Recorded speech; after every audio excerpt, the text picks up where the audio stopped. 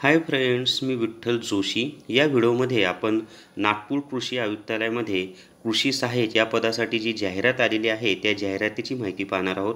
तत्पूर्वी तुम्ही जर विठ्ठल जोशी हे माझं चॅनल सबस्क्राईब केलं नसेल तर या व्हिडिओच्या खाली लाल कलरमध्ये असलेलं सबस्क्राईब हे बटन टच करा, म्हणजे विठ्ठल जोशी हे माझं चॅनल सबस्क्राईब होईल आणि माझे नवीन येणारे इतरही व्हिडिओ तुम्हाला पाहता येतील।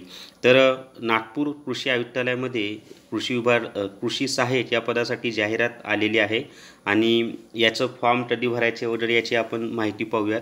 तर विभागीय कृषी सहसंचालक नागपूर विभाग नागपूर कार्यालयाअंतर्गत गट क संवर्गातील कृषी सहाय्यकाची रिक्त पदे कृषी सेवक म्हणून निश्चित वेतनावर सरळ सेवेने भरावयाच्या पदाकरिता संगणक आधारित परीक्षा, म्हणजे ही ऑनलाईन परीक्षा होणार आहे आणि फॉर्म भरायला 5 जानेवारी म्हणजे आजपासूनच सुरुवात होणार आहे आणि शेवट असणार आहे 25 जानेवारी, म्हणजे 5 जानेवारी ते 25 जानेवारी या कालावधीमध्ये आपल्याला फॉर्म भरायचे आहेत।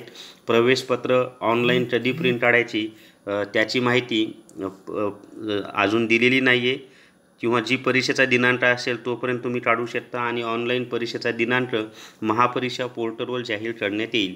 ही जी जाहिरात आहे ही महापरीक्षा म्हणजे इथे वेबसाईट दिलेली आहे www.mahaparisha.gov.in या वेबसाईटवर आहे। तसंच www.krishi.maharashtra.gov.in या कृषी विभागाच्या वेबसाईटवर सुद्धा उपलब्ध आहे आणि विठ्ठल जोशी या टेलिग्राम चॅनलवर सुद्धा याची PDF मी उपलब्ध करून दिलेली आहे।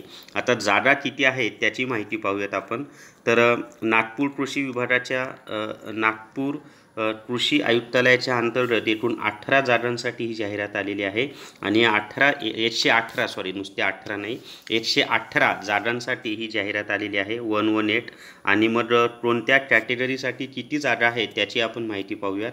तर एकूण पदं आहेत 118, त्यापैकी अनुसूचित जाती म्हणजे SC साठी 9 पदं आहेत, अनुसूचित जमाती म्हणजे ST साठी 7 पदं आहेत, विमुक्त जाती अ साठी एकही पद नाही, भटक्या जमाती ब साठी एकही पद नाही आहे, भटक्या जमाती क साठी सुद्धा एकही पद नाही आहे, भटक्या जमाती ड साठी पण एकही पद नाही आहे, विशेष मागास प्रवर्गासाठी पण एकही पद नाही आहे, म्हणजे इतर मागास प्रवर्गासाठी 13 जागा आहेत, म्हणजे OBC आणि सामाजिक व शैक्षणिकदृष्ट्या मागास प्रवर्ग SC BC म्हणजेच मराठा आरक्षणासाठी 19 जागा आहेत आणि ओपन म्हणजे जिथे सर्वजण फॉर्म भरू शकतात त्या एकूण 70 जागा आहेत।